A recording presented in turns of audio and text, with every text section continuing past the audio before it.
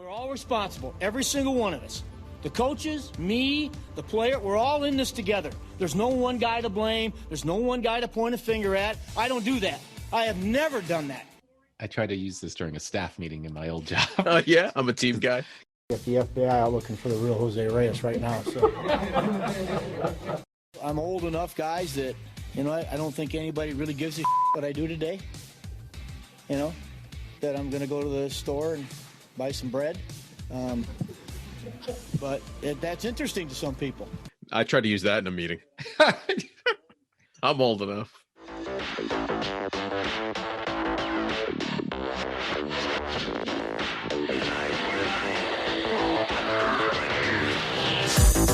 Woo! All right, Johnny Ice.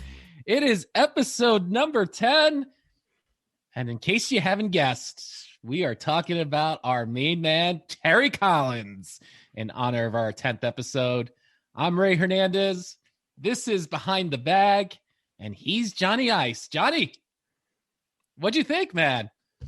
Episode 10, we are here. It is, the 10th anniversary of our first episode, and we are celebrating number 10, our manager and your manager, Terry Collins. TC, ladies and gentlemen. TC. I actually, I had thrown out the idea of for episode 10 if we should honor Dave Magadan, but I think Terry Collins was a better fit. Well, as long as it's not Jeff Torberg, which was what was thrown out there, it's fine. Terry Collins, he deserves it. So episode 10, it's for you, Terry Collins. But before we get to Terry, Johnny.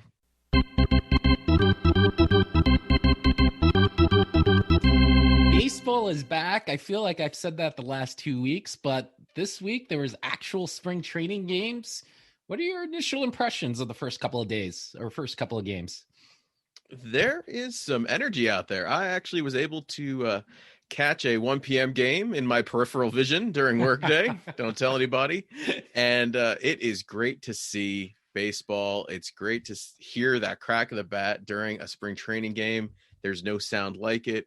And I tell you what, the in-game interviews, I was watching the ESPN game on Thursday or so, and seeing Francisco Lindor going back and forth live with Eduardo Perez.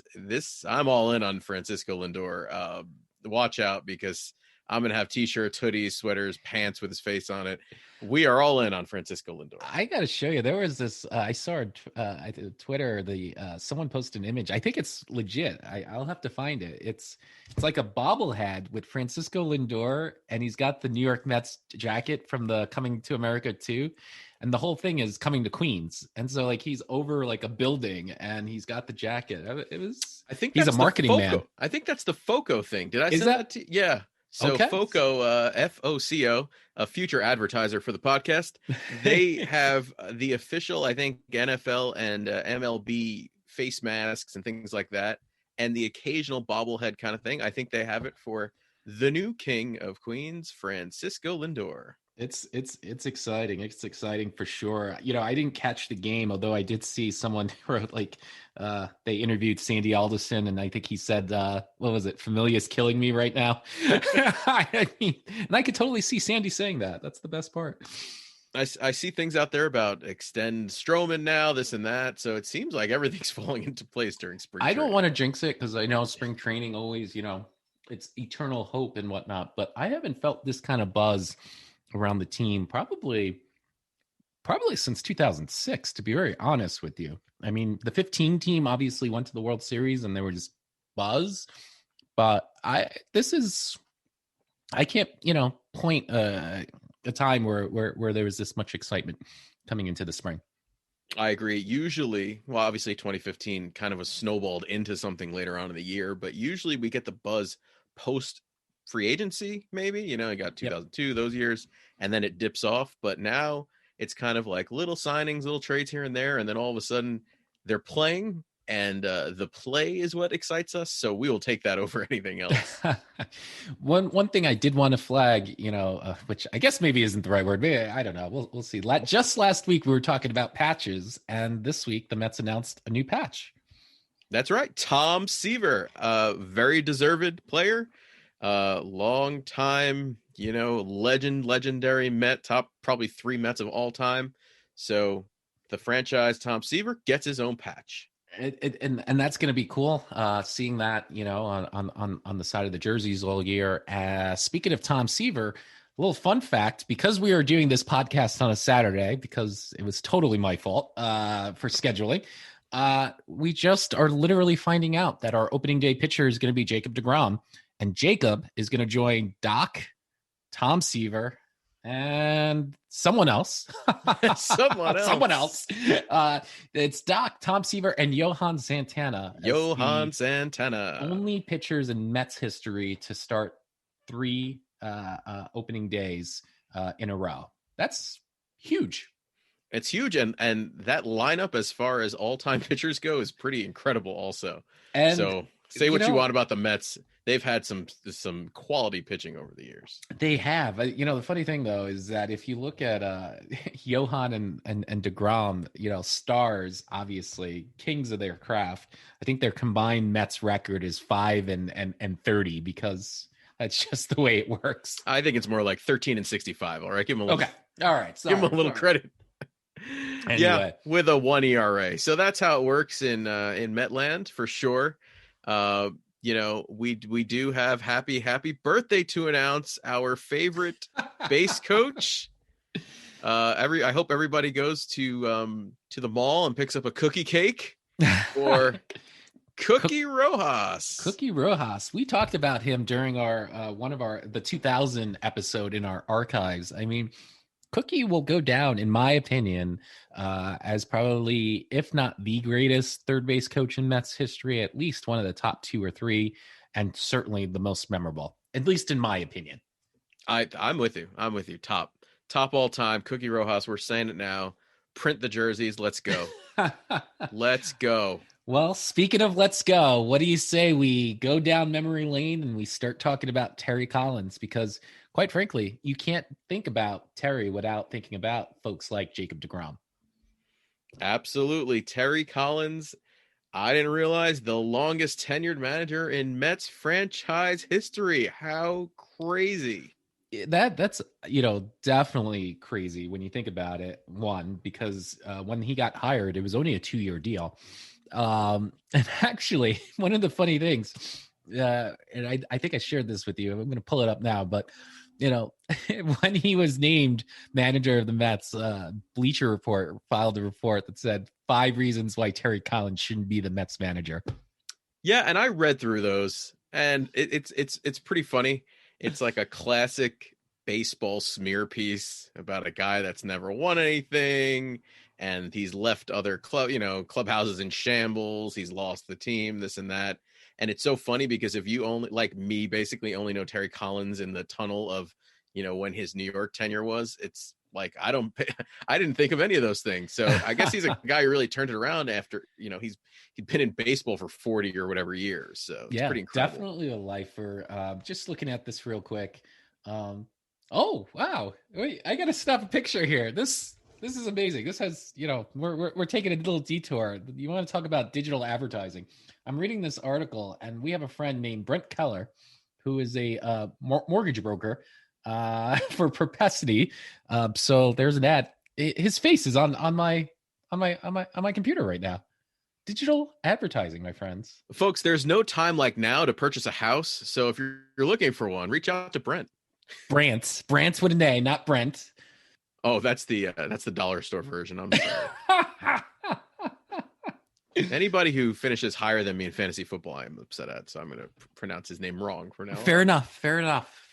Well, anyhow. Well, you know what wasn't pronounced wrong? Terry Collins' name in the MLB draft. Even drafted number 452. Somebody held an index card in 1971 and said, the Pittsburgh Pirates select Terry Collins.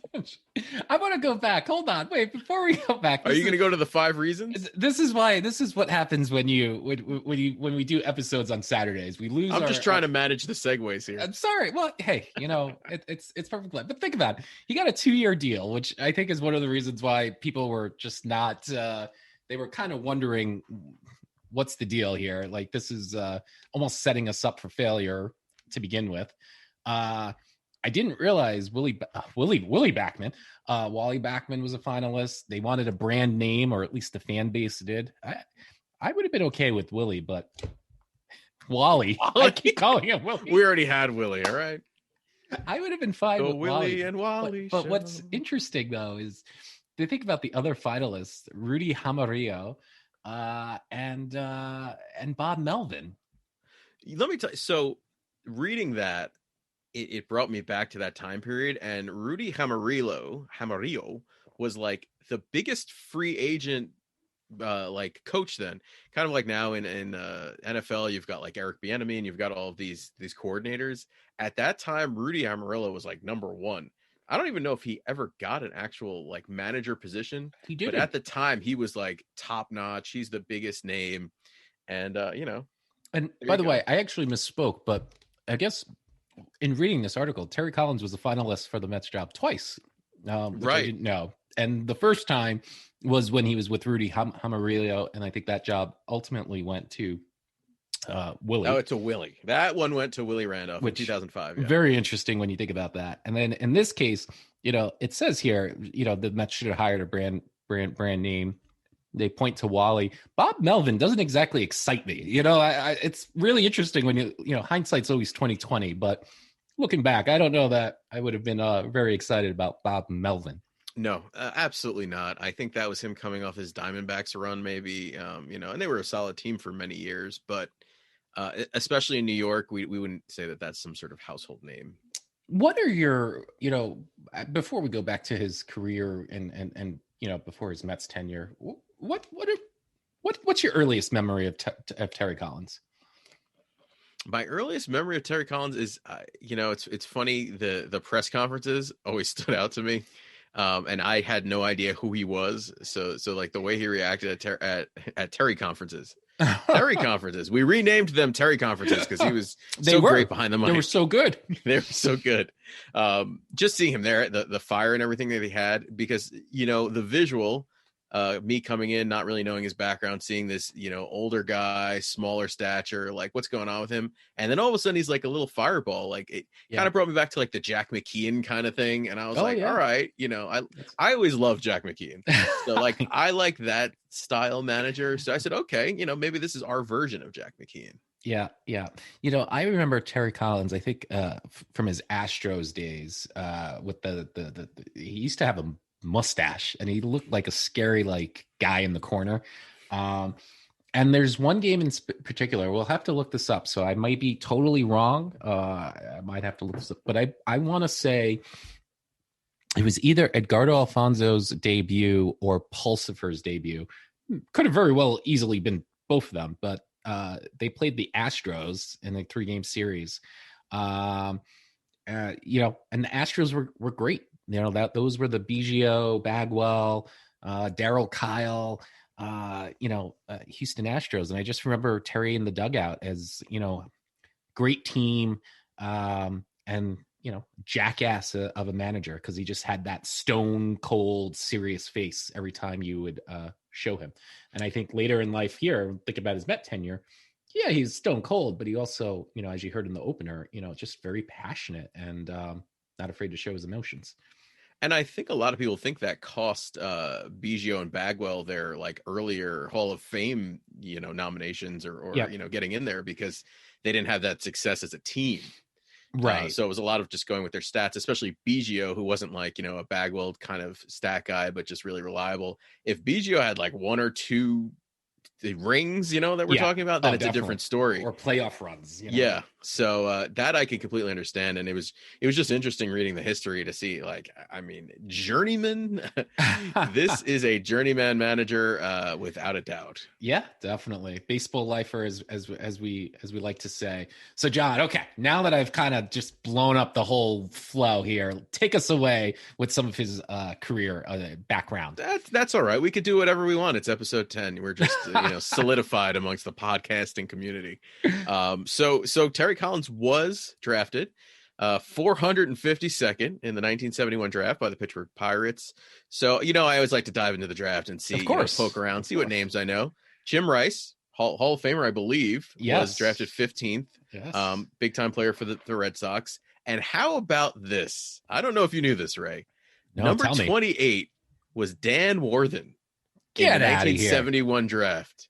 And he was drafted ahead of George Brett and Mike Schmidt. Are you serious? So not only do we have tell that, me you're lying to me. not only do we have that Mets connection, he also was drafted above two of like the greatest, position players of all time. Get the out of here. Dan Worthen. He was a prospect. Are you sure that was our Dan Worthen? That's the, you never know. my He God. might have been the secret Dan Worthen. So, That's wild. TC That's wild. never really broke into the big leagues, kicked around the minors with the Pirates and the Dodgers, and ended up sticking around with the Dodgers for a little while. 81 managed their Class A team, the Lodi Dodgers, and then 82, Yeah. a great year for the both of us. He managed the Vero Beach Dodgers, which featured two Sids, Sid Bream and El Cid. Sid Fernandez was on the 82 Vero Beach Dodgers. Wow. Go get a t-shirt. That's awesome. So do you remember Sid Bream? I remember him on baseball cards with that ugly pirate hat. That's all I remember of Sid Bream. And I think he was on the Braves afterwards. He was on the Braves. Shout out to my coworker who's a huge Atlanta Braves fan. And I'm only I'm not only shouting this out because for this, but I literally dropped Sid Bream's name literally this week for the first time in like 28 years. And now here you are today, 3 days later, dropping a Sid Bream reference. Yeah, and usually my Atlanta Brave kind of street cred would be a little Ron Gant or oh my God, what's his name? The outfield Dale Murphy. Those are my go-to Braves. But all right, Sid Bream. So we're coming in hot. I'm digressing here, but I had actually had to look at that 91 roster because we were talking about the 91 Braves. Did you know there's two former Mets on that roster that went 91. To the World Series? It was Danny Heap. Okay. And Doug Sisk. Doug Sisk, really? I'll tell you what. Yeah. I don't know if they made it to the playoff roster. I'll be very honest with you. I didn't get that far. But the fact that they were both on the 91 team at some point, that's like, I don't know. The worlds collide. There's always a Mets connection, ladies and gentlemen. There is. It's maybe 2 degrees of separation at the most. But like you were saying before about Dan Worthen. So when I looked up, especially in these minor league records, I said, all right, Sid Bream and Sid Fernandez. Sid Fernandez could be a really popular name. So let me click through, make sure it is our Sid Fernandez. And I didn't realize Sid Fernandez was trying to pitch up until 2001. He was on some really? Diamondbacks or some sort of minor league team. In 2001, Sid Fernandez was trying to pitch. So, that's almost as good as, you know what? He saw Jesse Orosco. Jesse Orosco, exactly. Who we talked about in the 2000 episode. He was in spring training with the Mets and got traded for Joe McEwing. Yeah, and speaking of people we've spoken about recently, so 93 to 83 to 87, Terry Collins was managing the Albuquerque Dukes, which is the AAA affiliate of the Dodgers. Had Oral Hershiser on that team in 83, another ex-Met. And a recent shout out to Mariano Duncan was on the 87 team. That is why, Ray? Why has Mariano Duncan come up recently? Well, because I damn near had to I did stop my tracks. I sent this to John, text him. I was like, the Brooklyn Cyclones, if that's what they're still called, announced their coaching staff, and Mariano Duncan is on their coaching staff, along with my man, Royce Ring. That's right. The closer of the future that we got from the White Sox for Roberto Alomar. I don't know if we're ever going to mention Royce Ring's name again. So, do you have any memories of Royce Ring? I just was super excited for him. That's all I remember. All I remember is Royce Ring's coming. He's the real centerpiece of this deal. He's going to be our closer of the future. And I don't even know if he ever made it to the big leagues on the Mets roster. He did. I can't confirm. And because everything goes back to the New Haven Ravens, I met Royce Ring. I have an autographed baseball from his time in historic Yale Field. But yeah, he had what they would call the proverbial cup of coffee with the Mets. Got traded to San Diego. He may have been in the Xavier Nady deal, actually. I got to look that up. I just know he ended up with the Yankees at some point. So at some point? Did you just say at some point? At some point. It is Saturday, not Friday, folks. It's not a work day. What is it with Met left-handers that wind up on the Yankees? You got Justin Wilson there now. I mean, come on. It's that short porch in right field. They get what they can. So while Ray's doing a little research, we'll just bring it back to TC. So 83 to 87, Triple A affiliate of the Dodgers. And then goes on to go international here. We've got a Mexican Pacific League, the Mayos de Navajoa, and the Tigres de Licey, in the 1984 Caribbean Series. So he was all over the place, and then eventually ended up to the Pirates AAA affiliate that we are very familiar with, the Buffalo Bisons. Yes. And Back then they were good. And a couple of ex-Mets on there. Rick Reed in 1989, Moises Alou in 1990, and a man who I most recently learned about, thank you to Ray, Blas Minor was on the 1991 Buffalo Bisons. What a blast by past. TC. Yeah, look at that. He might have taught him that fire that we saw later on down the road in that fight. Start spiking people. They all come back. That's what happens when you do 10 episodes of a podcast. The dots start to connect. That's all we need is 10 episodes, and literally everything just comes full circle. I'd like to know. Wait. I'd like to know what Moises Alou was doing with the Pittsburgh Pirates. Who did the Pirates trade? Because they had Moises Alou in their AAA farm club. Yeah, it was really bizarre. And again, I clicked around just to make sure that it was the Moises Alou. Right, I'm gonna have to look this one up too. Jeez, you're giving me a lot of homework right now. Well, and this also brings me back to, so Terry Collins went on to be the bullpen coach for the big league Pirates in 92, 93. And I never understand a bullpen coach that wasn't a pitcher. But then I was like, you know what? This leads me to Ray and the New Haven Ravens, because I believe the hitting coach on the New Haven Ravens was like a businessman or something. He was a high school gym teacher. So there's still hope for me. There's still hope for you. That's why the minor leagues are just so, if you have a passion for it, you just never know where it's going to take you. So I thought that was pretty incredible. Do you know about Moises Alou yet, or are we gonna... I'm still scrolling. While I scroll for that, I do know the answer to the Royce ring. He was in fact traded to the Padres. Would you like to guess who he was traded with and for what? For who? For what? To who? For what? I didn't know. I don't know. I don't know the years. What's going on? Give me a little love there. Lay it on me. Royce Ring and Heath Bell were traded to the Padres. Our whole bullpen. For John Atkins and Ben Johnson. Oh, Ben Johnson, the super athletic center fielder of the future. Never materialized. Yeah, couldn't hit 200. So wow. much. Speaking of Alou, okay, so let's go back to speaking of bad deals made. Pittsburgh Pirates send a player to be named later for Willie Green, Scott Ruskin. Wait. No, I'm reading this wrong. Player to be named later. Willie Green and Scott Ruskin go to the Expos for Zane Smith. The player to be named later is Moises Alou. Wow, he ended up being the player. Wow, for Zane Smith. Now I got to look at. He was a pitcher, Zane Smith. He was, yes. Yeah.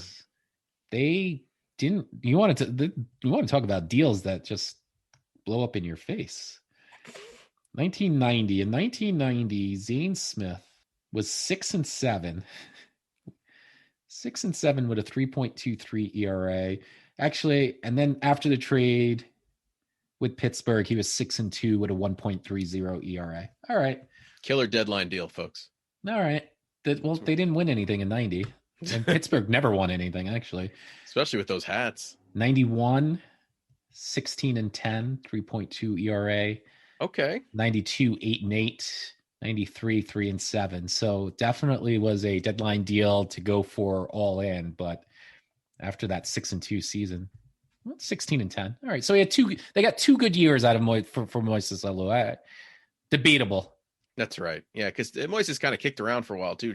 I don't know if it was a clubhouse thing or whatever, but he never really stuck around a team too long. So, well, I tell you what, that's, I don't know, almost as good as trading, for Victor Zambrano, trading your, Casimir for Zambrano. Anyway, well, they actually fixed Zane in a couple minutes. But the thing that stands out to me in this timeline is, so Terry Collins drafted in 1971, and then we're gonna fast forward now to 1994 when he gets his first major league managerial position replacing the battling Art Howe as the Astros manager. I'm telling you that the dots are connecting, my friend. It's crazy because in these days, the players, the former players and everything, they just go right into managerial positions. It's wild. I mean, they just like roll right into it. They don't have time to go to like single A in Los Alamos, Texas, riding buses. They just go straight in. It's like, so who else is managing the Vero Beach Dodgers these days if it's not going to be a former major leaguer? So, that brings us to, 94 did replace the legendary Art Howe as Astros manager, as Ray referenced earlier. Not much to write home about during that tenure, and he had a pretty talented squad. It was enough to get him another job, though. Well, let's talk about his Astros tenure. I shared that story a little bit about his his the impression that I had as a 13-year-old watching a Mets game, but he actually there's a very famous clip. We'll have to find it and share it, where there was a fight between the Expos and the Astros. Have you ever seen this clip? No. But it sounds great to me. It's a benches brawl, benches clearing brawl. It's pretty awesome. Moises Alou takes his helmet, throws it at the pitcher. The pitcher ducks. It hits TC in the face. That moves him back a little bit. 2 balls and no strikes. Rodriguez has really grown as a hitter in this situation. He knows he'll be in the lineup almost every day, and he's a very confident man this year. That one hits him. Now he's going to the mound, and here we go. Danny Darwin takes him down, and both benches empty. Here it is. Sean Barry's in a headlock. The former Expo being taken out, and Alou is incensed. He's being led away. Uh-oh, here we go again. Yeah. Around first base, they're going after each other. A big clump of players. A couple of guys taken down on that one. And Segui's right in the middle of that. Now Craig Biggio's going after somebody. Jeff Juden. Juden is taken down, and he is firing punches right and left. Well, there's Alou. Alou right in the middle, throwing haymakers. John Cangelosi landing a left. Well, he's the littlest guy out there. And Juden is just pushing his way through and windmilling. Will anybody be left to play this game? Well, I'd say the Expos may be missing a guy from the bullpen. Yes, they certainly might. Mr. Juden won't be allowed, will he? Well, he probably will. I don't know if they're going to do what they're going to do right now or they're going to do it tomorrow. And certainly Darwin and Rodriguez will probably be dealt with now. Terry Collins has blood on his mouth. Mike Lansing and Biggio are talking it over. And Darren Fletcher is the peacemaker. Well, Terry really got blood on his mouth. He got hammered. Yeah, somebody went after him. Or maybe he just got in the way. Yeah. Sometimes in a deal like that, you don't see it coming. So much pushing and shoving, it's very easy to get put on the bottom of a pile somewhere. And he is bleeding and will need some attention there. And when the crowd, when the players break up and everything, there's this image of Terry Collins and his mouth is just busted open, mouth and nose area, and you just see all this blood coming out. And then he gets tossed with the blood. He's got a towel on his face. It was almost like a hockey player. Terry Collins, ladies and gentlemen. It makes you wonder. Guy. It makes you wonder if Moises Alou had some beef with him from the '90s season in Buffalo and used that as his opportunity. See, now we're we're connecting the dots, because that's what we're looking for on this podcast. We're looking to make up some fake heat. 30 years later, ladies and gentlemen. Exactly. Like, you don't know what Oral Hershiser said to the Mets management when he came on the team to blackball Terry Collins for another 15 years. But that's how it happened. So he replaced Art Howe, and then we move on to the Angels again. And I think he had both teams with the worst uniforms. So I just saw the Astros uniforms they were wearing then. This was the post my favorite 80s Astros uniforms. And then we've got like the Angels in the outfield jerseys for the Angels. Those were horrible. Woo. Not the best look for Movan either. I was going to say, that's your boy's jersey, if I'm not mistaken. That's the move on. It's kind of like ending the Wally Joyner era of the Angels and into the move on era. And, so he replaced Joe Madden. And this is just crazy because Joe Madden is now the Angels manager again. Yeah. If I'm not mistaken, and I could be totally wrong, I think Joe Madden was just an interim manager. Because if I remember right, Joe Madden was back on Terry's staff. Yeah. I have to look at that. But because Joe Madden replaced Terry for when Terry stepped down. That's right. So hat tip to Joe Madden for just sticking around. Joe Madden was around. He was kind of like the Herb Williams of the New York Knicks. That's just always coming back. Let me tell you, this is actually a good segue. We didn't hit on this in the beginning like we normally do, but for Joe Madden being the whiz that he is, he still has a pitching coach that is suspended. I don't know how this pitching coach is still. I'm not even going to say his name.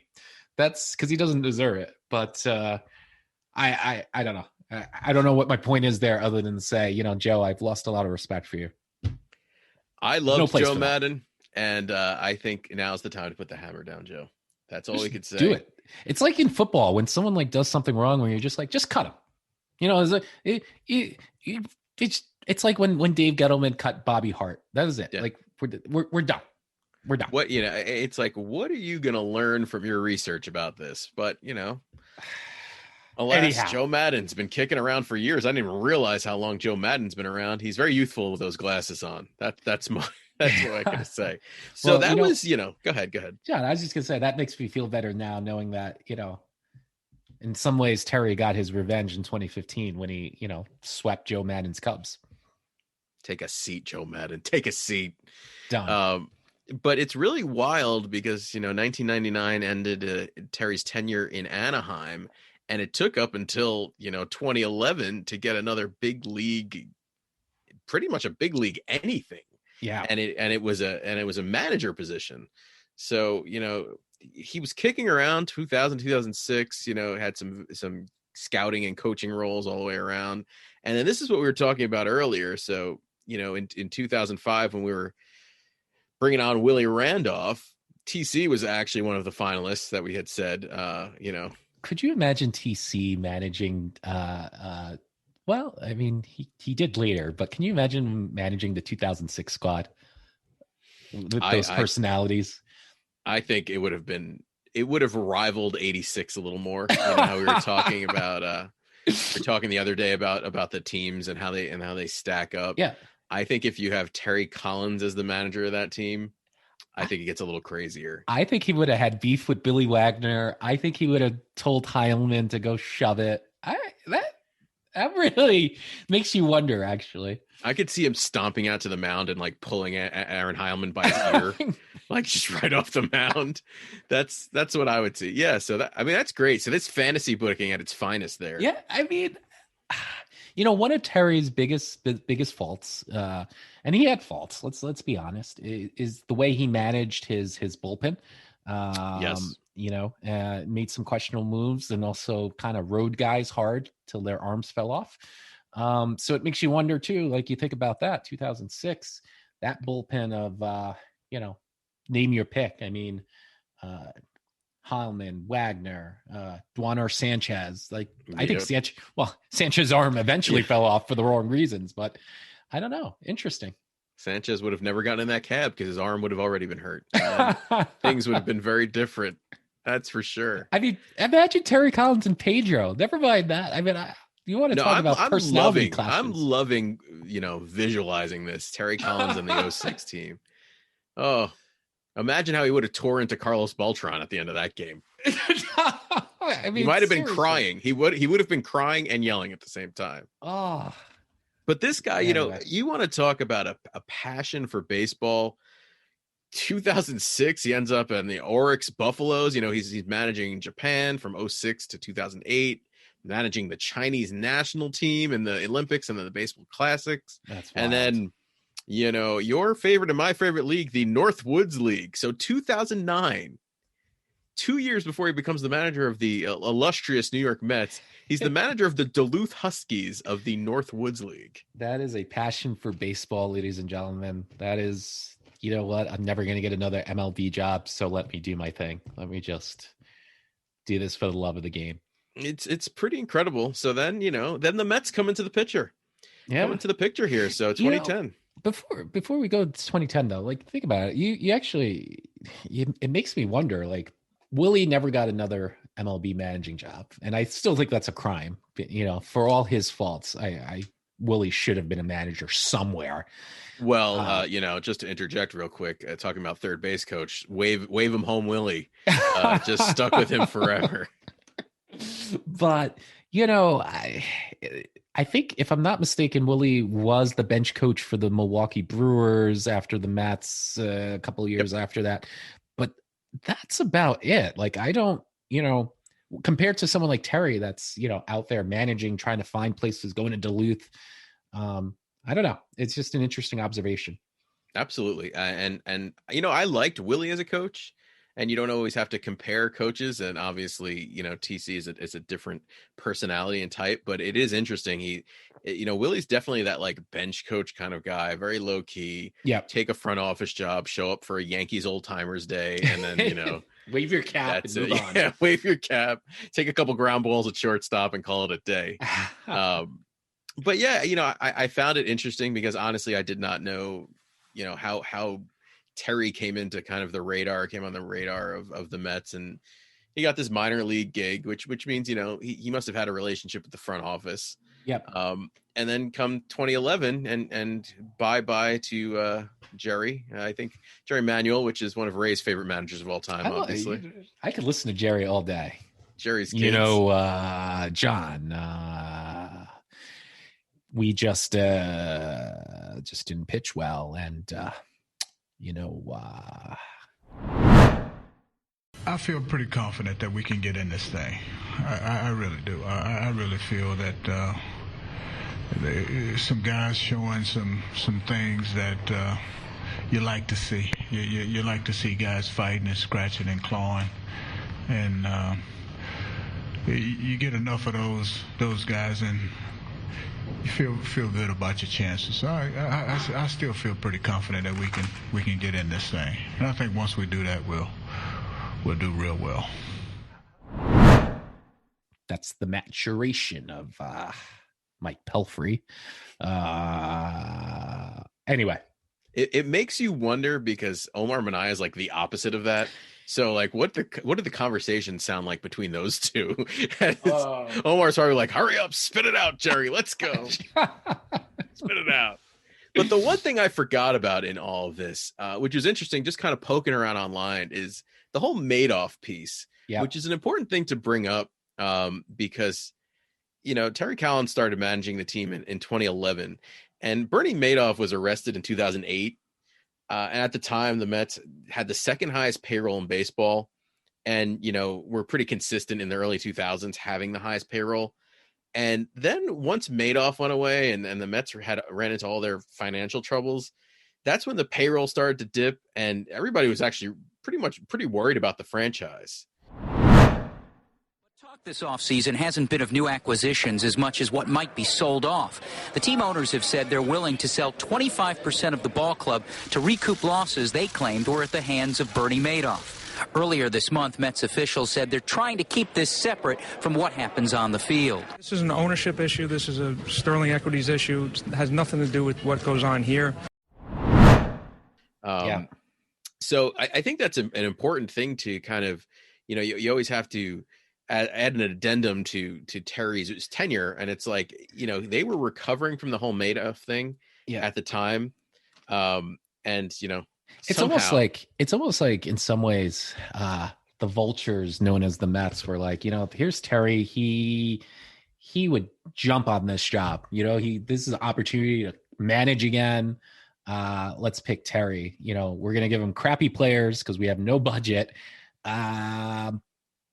But he'll jump at the job. It goes back to that 2-year deal where it's just like, we don't have to fire him after, a year and a half of a decent contract or anything like that. Owe him money. We'll ride it out for 2 years. Who cares? We're not going anywhere. So yeah, it's all good. It's all good. Yeah. That's, it's also very interesting because I remember when he got named manager, like his first press conference, he just seemed very thankful to have the job, a lot of excitement, which obviously all managers, do. Well, I shouldn't say all, because Art Howe's and opening I'll always remember Art Howe with his, I may have not been the top man. I may not have been the top choice, but I'll prove that I'm the right choice. That is a quote that will go down in infamy. But no, it was almost like a lot of people were asking Terry, like, you lost the clubhouse twice. You cried last time when you got fired with the Angels. And I think Terry's thing was, look, I'm going to have fun with this. And I almost feel like that mentality, especially going into a team where, your star pitcher is Bobby Parnell and John Neese. I mean, the DeGroms of the world aren't even on the radar. I mean, it was a mishmash when you think about that 2011 roster. I still think, and I guess it's the one area where I hope I've improved over the last few years, and that's the open line of communication. I truly believe that people want to be led, and if you can do it the right way, and they understand that this is a better way to do something, they'll buy into it. You got to prove it to them. I mean, it's just, you just can't talk about it. You got to show. You got to have evidence that things like this work. And I talked to David last night. Again, I watched him come to that early camp by himself, with a major league star out there with minor league players shagging during batting practice. That says a lot to me about his character and the kind of person he is. And I believe that clubhouse is filled with those guys. Yeah, I mean, and we'll jump into the opening day rotation, because I thought it was super interesting and telling of the times.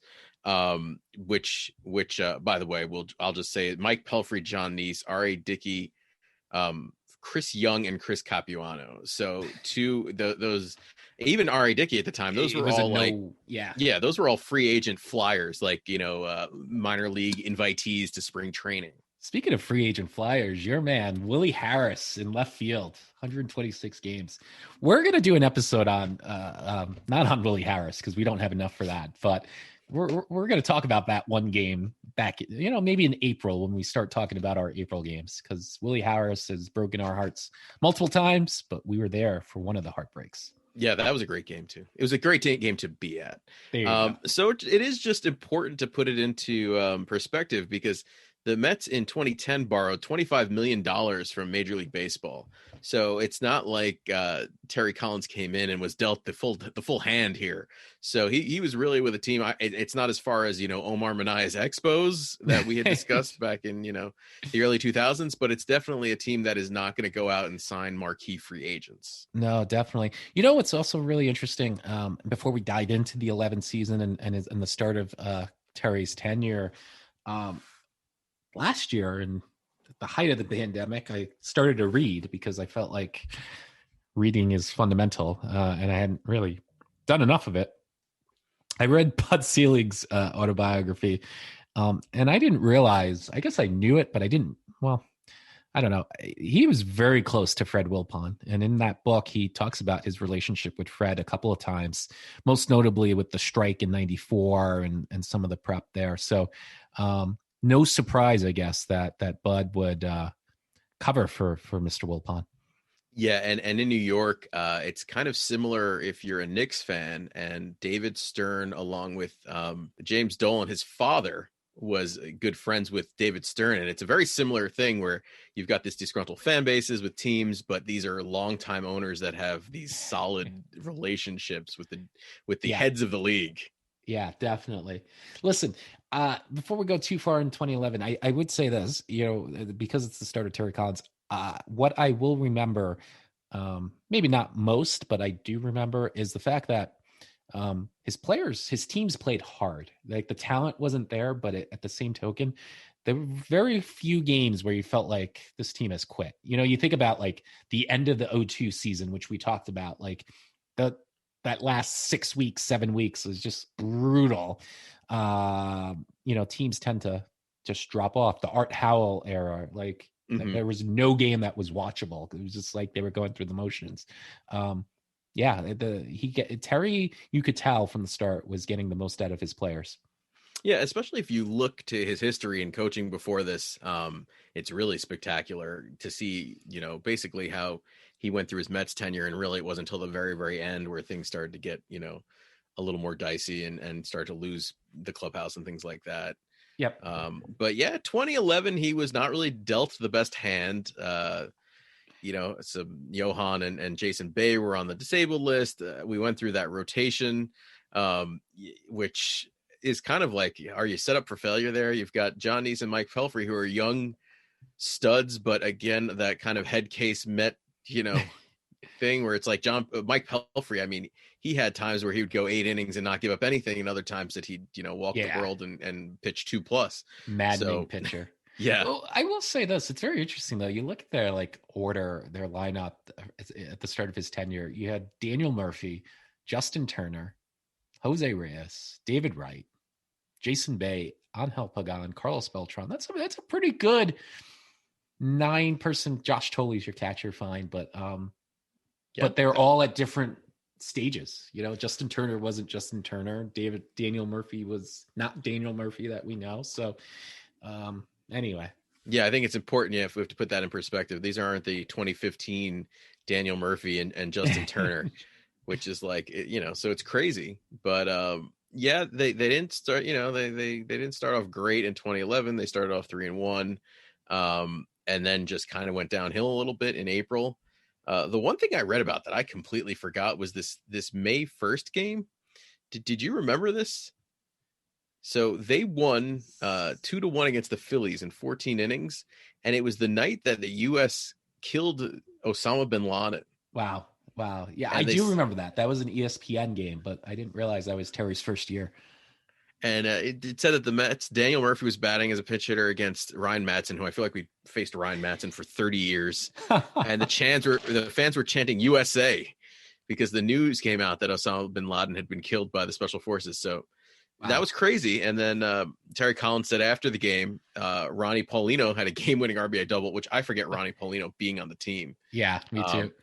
He had a game-winning RBI double, and Terry Collins said it was a good win for us, and obviously a huge win for America tonight. So TC knows how to deliver the pop. He went for the cheap pop for America that night. Know what was unique about that game was Bobby Valentine was one of the announcers for ESPN. So if you actually watch that clip, very unique because Bobby was so instrumental for New York after 9/11, and so for him to be in the dugout calling that game, ironic. Now the pitch, and it's line foul into the seats down the third base line. 1-1 strike, and I'll tell you what's going on. The crowd is chanting USA.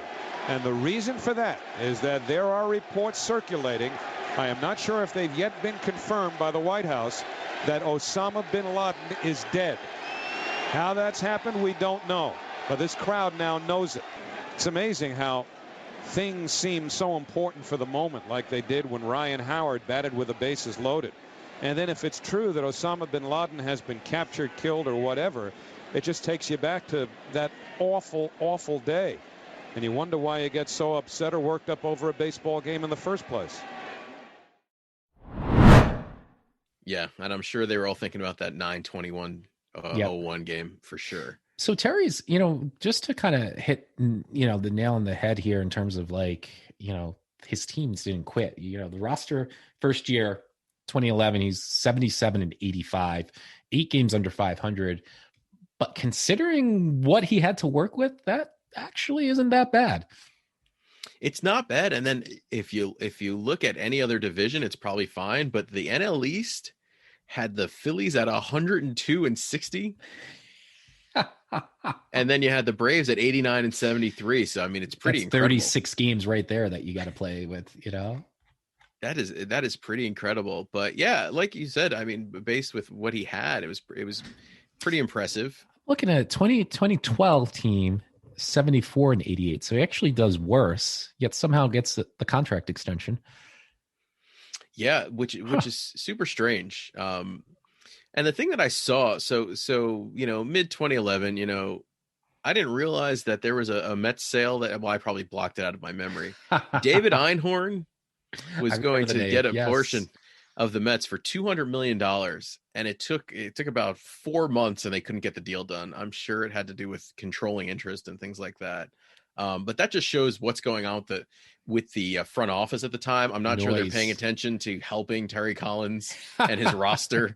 They're trying to get, bang for their buck there. But also important to note that we did end up dealing both K-Rod and Carlos Beltran in that 11 season. So end of a couple of eras there. That's before true. We got into 2012. And then, go back to the 11th season. The K-Rod wrote his own ticket out of town when he got arrested. That for beating his father-in-law in the Mets clubhouse. The Beltran, Terry and Carlos had a very strong relationship. So even though it was that 1 year, think about it. When Carlos was the manager of the Mets for 3 weeks, a lot of rumors about Terry coming back as his bench coach. So definitely a strong bond was built there. Yeah, absolutely. And it wasn't like a dumping of Carlos Beltran. It was kind of his value is what it is right now. We got we're Zach Wheeler. To get rid of him, and we got Zach Wheeler out of it. So that was at the time, a huge prospect from the Giants. So you can't really fault them there based on where they were standings wise in July. I want to fast forward a little bit. Obviously he's had some difficult decisions. We talked a little bit about his managerial style and kind of burning through pitchers. But that first season, he had to deal with Jose Reyes, who I got to be honest with you, I forget he won the MLB or the National League batting title. Yeah. And he gets pulled after his first at bat. He just needed one hit to kind of put him over from a mathematical standpoint. And Terry pulls him. First of what may be many ovations today for Jose Reyes. Reyes a point ahead of Braun heading into the final day. And drops down a bunt, and it's a beauty. Francisco has no play, and Reyes has a hit under his belt. Well, he knew from the outset that he wanted to try and bunt for the hit, and he pulled it off perfectly, something Reyes has done very little of this year, and his batting average goes up to .337. Well, not only a perfect bunt, but also takes all the pressure off Jose and places it firmly and squarely on the shoulders of Ryan Braun. It's so critical to get that first hit. And Reyes is coming out of the game right now. They are taking him out after a leadoff hit. And so Reyes, after leading off the bottom of the first inning with a bunt single, exits. Now, keep in mind, Reyes is now at .337.058. Ryan Braun could overtake him by going 3 for 4 tonight. Well, to be honest with you, I am not going to agree with this move at all. But it is what it is. Well, Terry Collins had said that he might take Reyes out quickly if he got a hit. But the math is that if Braun goes 3 for 4 tonight, he can win it. I don't know. What do you think about that? I don't like that, even though it is a Met winning the batting title. I mean, that's like classic nickel and diming your way to the batting title. I don't believe in that. I don't believe in, DNPs for rest and stuff like that. I just feel like that's a title that shows based on your number of at bats how many hits you can get, and I just thought it wasn't cool. But yeah, it's interesting though. And then Jose is gone at the end of that year. It's very much like to use a WWE analogy. It's like, you're the champion and you're getting beat. So you know what? I can't lose the belt if I get disqualified. So let me get disqualified or get counted out. Yeah, let's give some hardware for Jose's cabinet right now. So why not? Hook then him up. Next year, I talked about this the team. They did four games worse, but then actually in the context of that 4 games worse, not having Johan for the second half of the year, although in the first half Johan makes a milestone. Yeah, as Met fans, what we've been waiting for finally happened on June 1st, with the 2012. We've got our no-hitter, and that makes it worth it. Slow ground ball, foul. That was shades of Paul Hoover right there. And now he's 1 strike away. He struck him out. It has happened. In their 51st season, Johan Santana has thrown the first no-hitter in New York Mets history.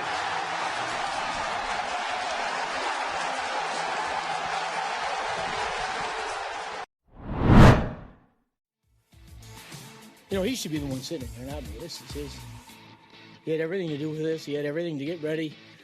I just told Sandy, I said, of course, all the questions I have to answer before the game, the one is how long you can go with him now that he's sound.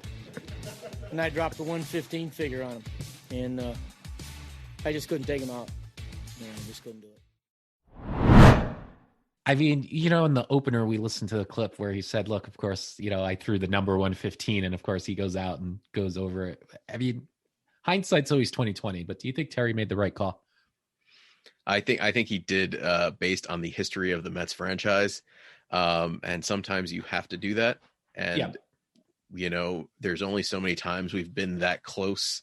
I mean, it's probably like single digits. We've been that close as a franchise. And I think you just have to give the guy the ball and let him struggle. And every time I see the no-hitter, I must have seen it, God, at least 100,000 times. I mean, thanks to YouTube, like to see the pain on Terry's face, like it's agony. It is pure agony in the later innings because you could see it. Like he's like, I need to take him out. I can't. Even on that final out, when they show the image and it's Dan Warthen who like goes in to give him a big like shake or hug, and Terry's just got his hands in his jacket and he's stoic.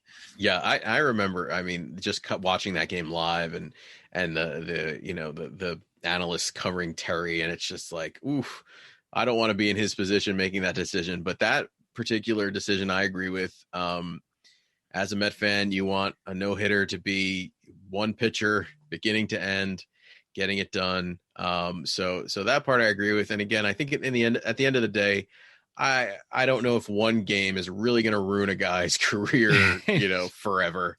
I'm sure there was a lot of things already going on with capsules and such. Yeah. So, you know, I'm okay with that. One thing that's also interesting, you know, and I know we're not going to go year by year here because we could spend 4 hours talking about this, but in doing some of the research, it's actually fascinating to me that as bad as these teams were, Terry was named to the All-Star team as a coach for 2 or 3 straight years. You know, and I think one year was with La Russa, and then, you know, whatever.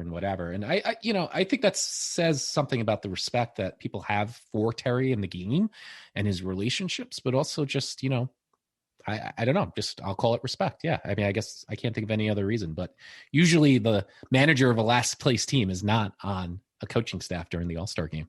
Right. It just goes back to a man who has seen it all, persevered through it all, managed Mexico, China, everywhere, and came back around. So I think at least in that managerial circle, there's definitely a lot of respect there.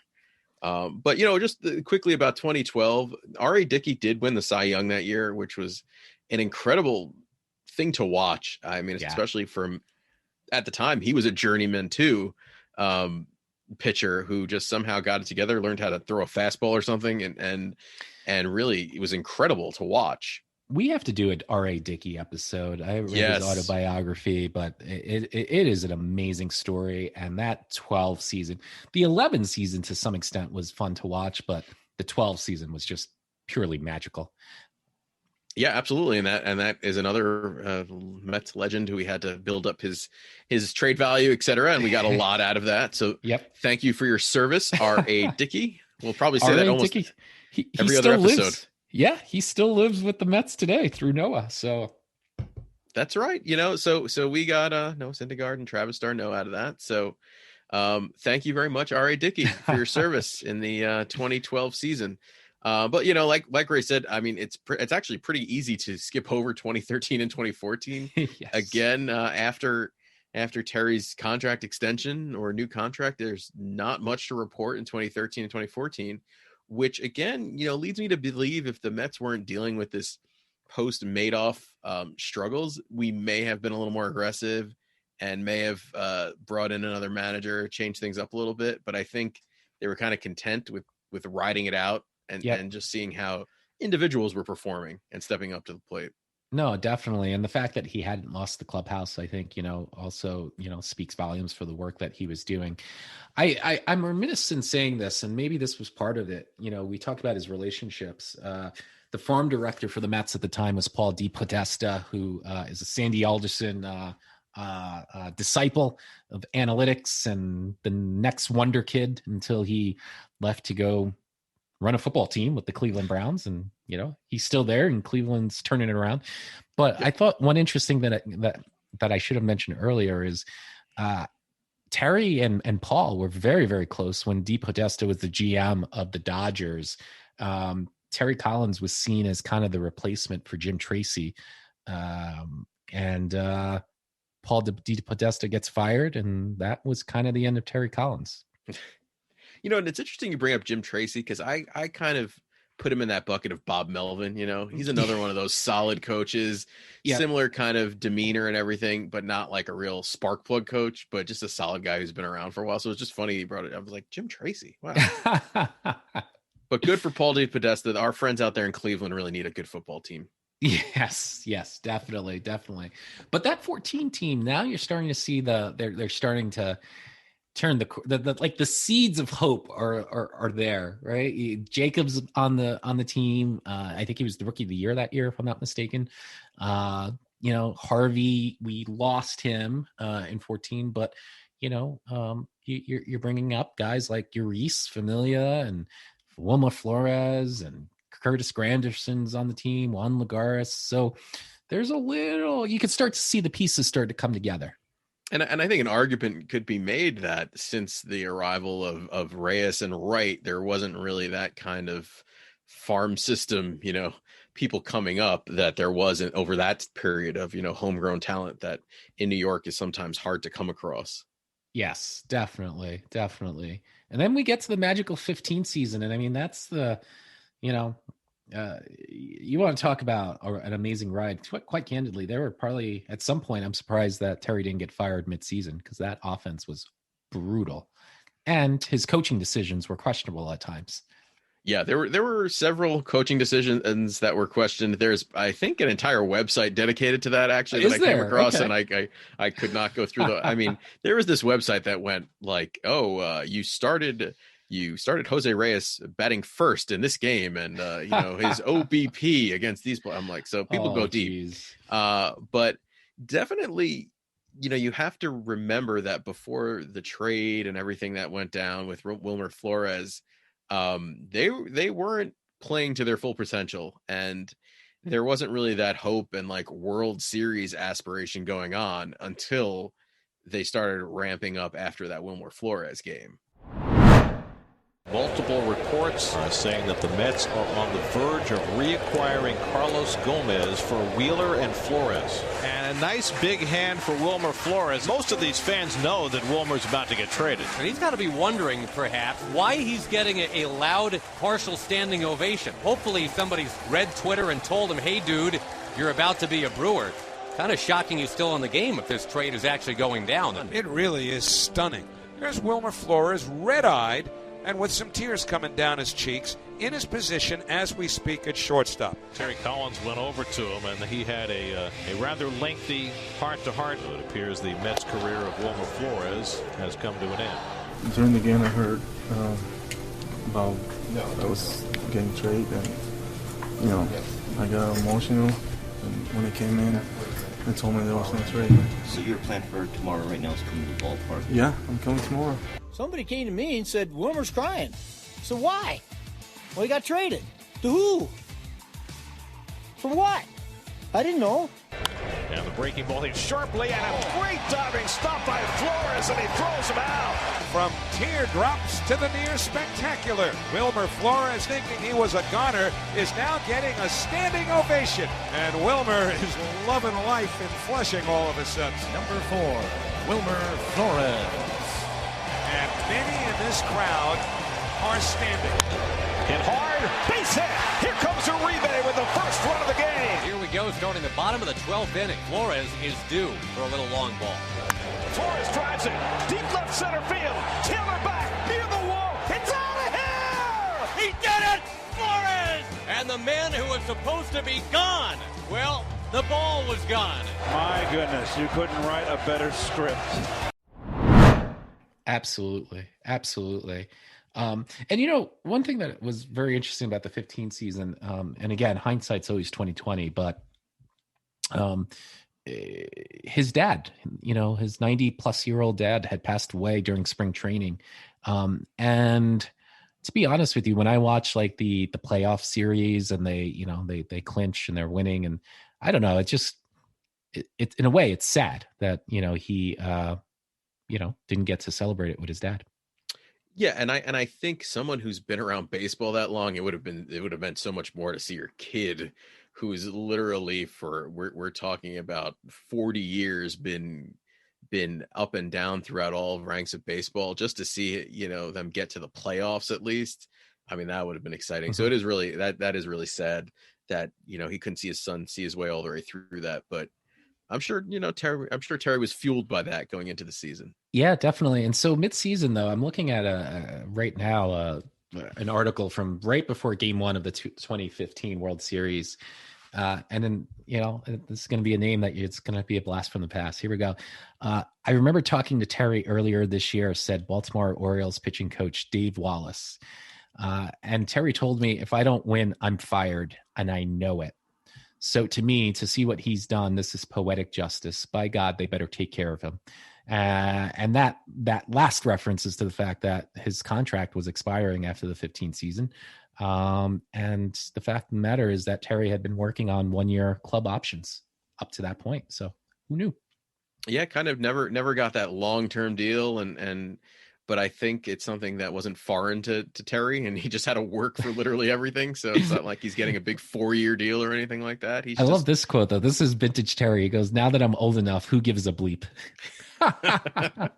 Who cares? But it's very interesting. Here's another quote. This is from Lucas Duda on Terry Collins. Look, he's a pretty amazing little fella. He's fiery, gets you motivated, and knows the game since he's been doing it when most of us have been alive. You can't help but feel very privileged and very fortunate to play for him. And it'd be nice to get some hardware for what he's meant to us. So obviously it didn't happen, but that quote should say enough in terms of, the respect that the players had for him. Absolutely. And if you go back to that 2015 season, obviously the iconic footage of Wilmer Flores crying while out there. And I'd say the person I feel for second behind Wilmer Flores is Terry Collins, because he has no idea what's going on. Yeah. He's got a shortstop out there crying. He's got fans and everybody else knowing, that this guy's just been traded. He's got the analysts in the booth wondering why this guy's in the game. So it's like, talk about being put in a tough situation. And I think that's one of the quotes from that we launched off of is like, I don't know what's going on. I'm here to play baseball. Like, let's go.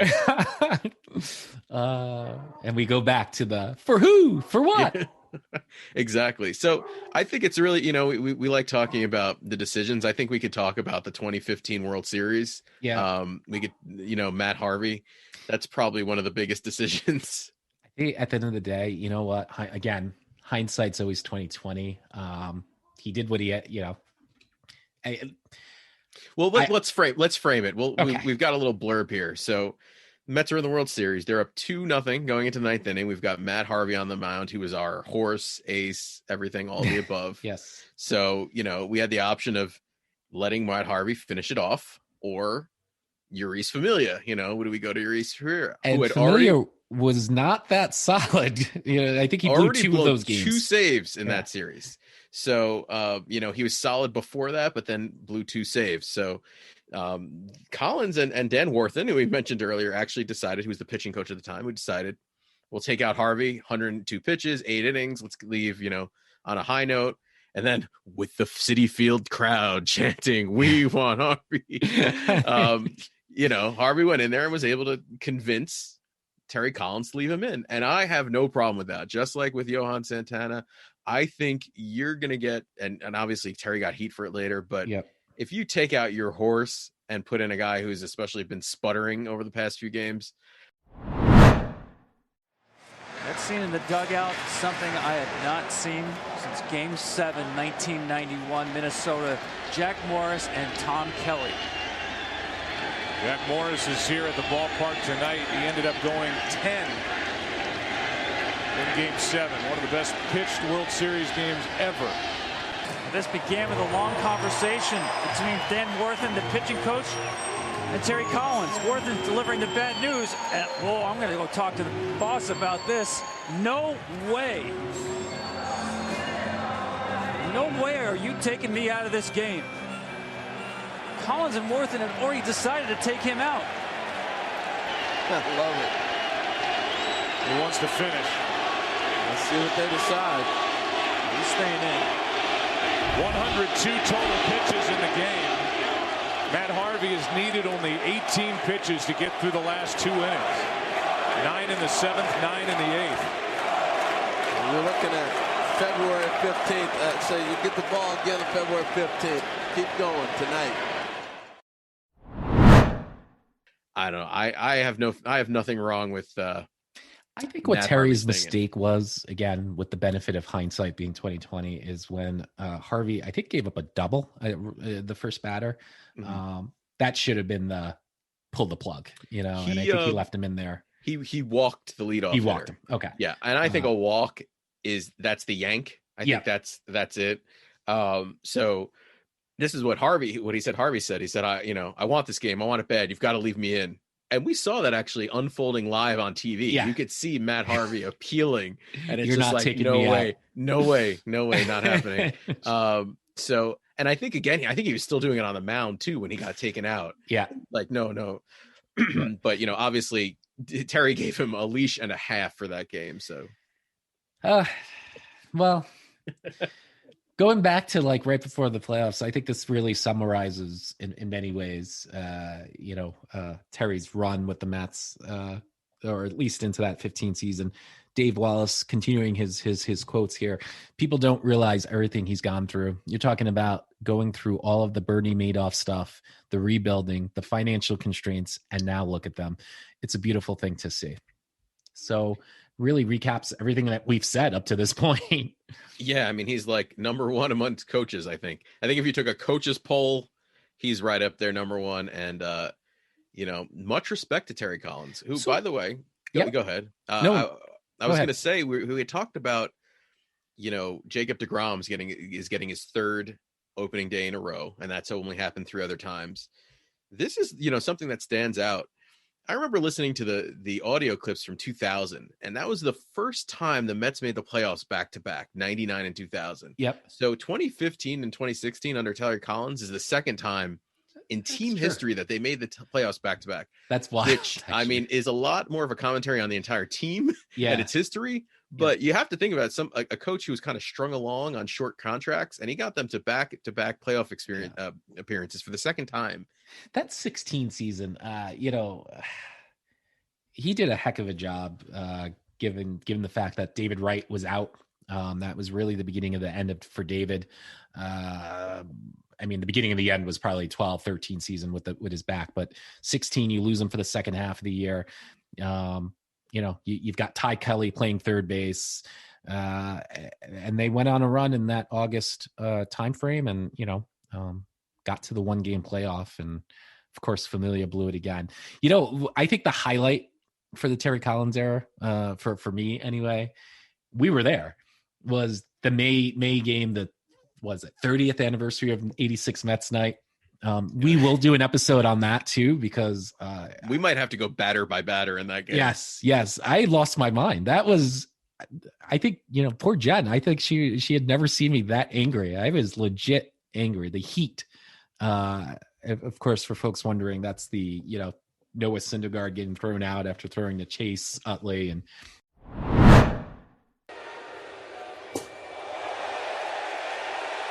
did he just kick him out? He threw behind Utley. Did they just kick Syndergaard out? That's the one.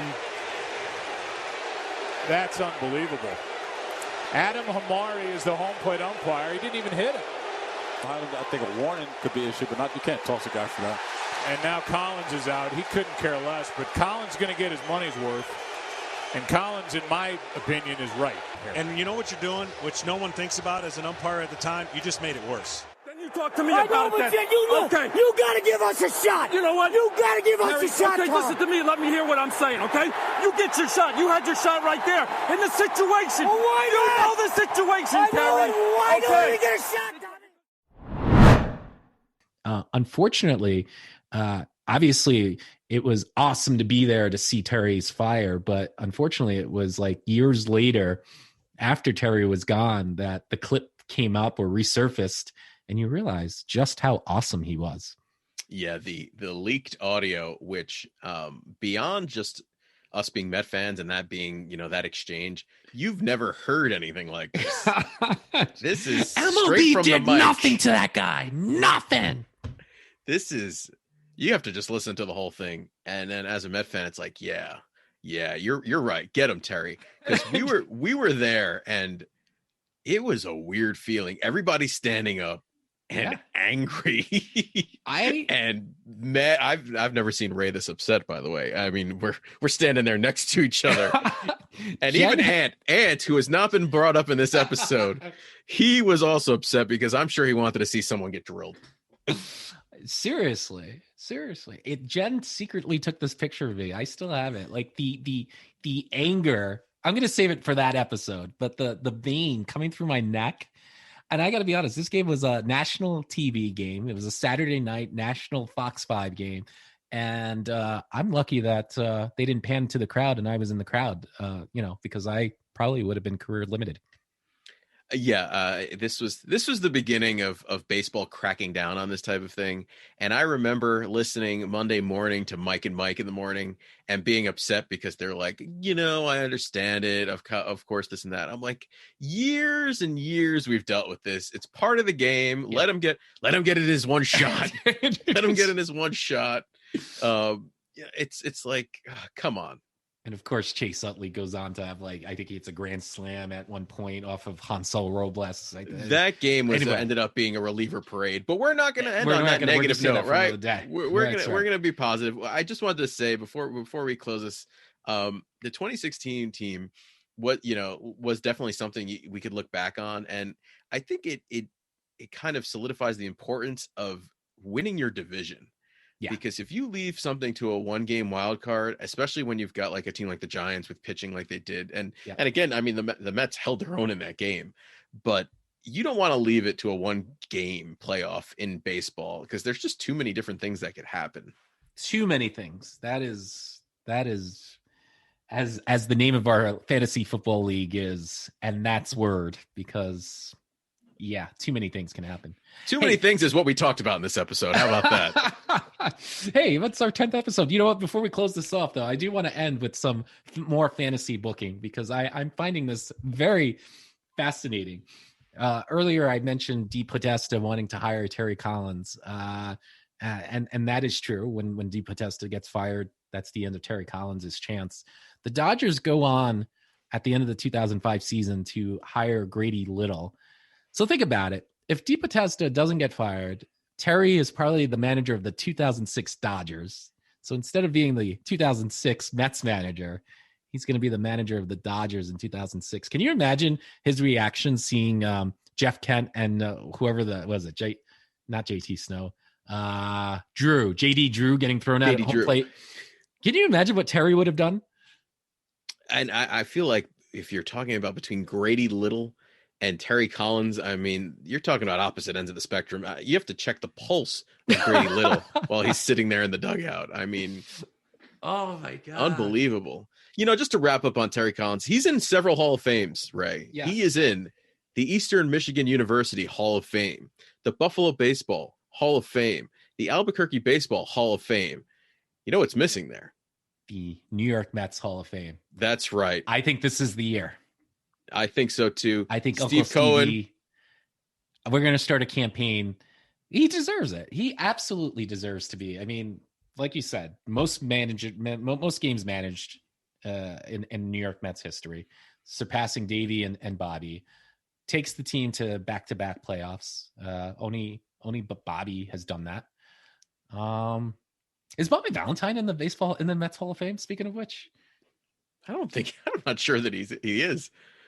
Well, I think we got to do you know what? We're going to have to do a Mets managers podcast episode and campaign for both Bobby V and Terry Collins. Who should go in first? Terry Collins. It's more recent.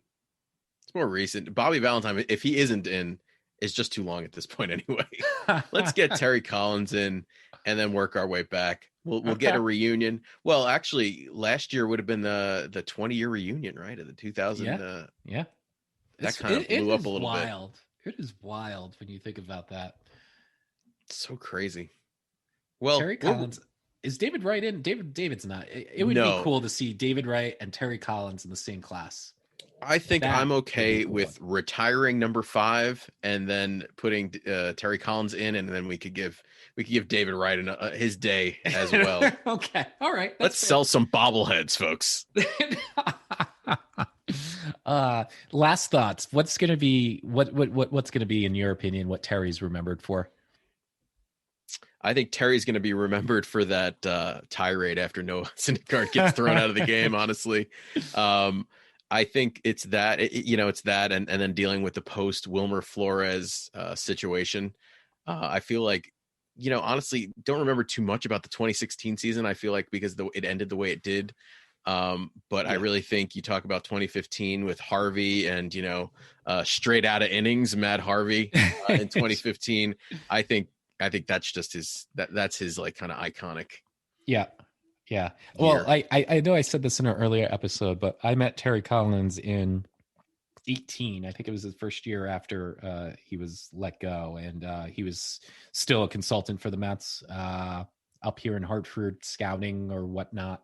And like I said, he was just gracious with his time with me, snapped a photo, spent 2-3 minutes talking about the team. And I don't know, he's great. I would say the other piece that I will always remember is probably that 13 season, 14, maybe the 14 season, the last game of the season with the 7 line in the outfield. And he ran out there and threw baseballs out to the team.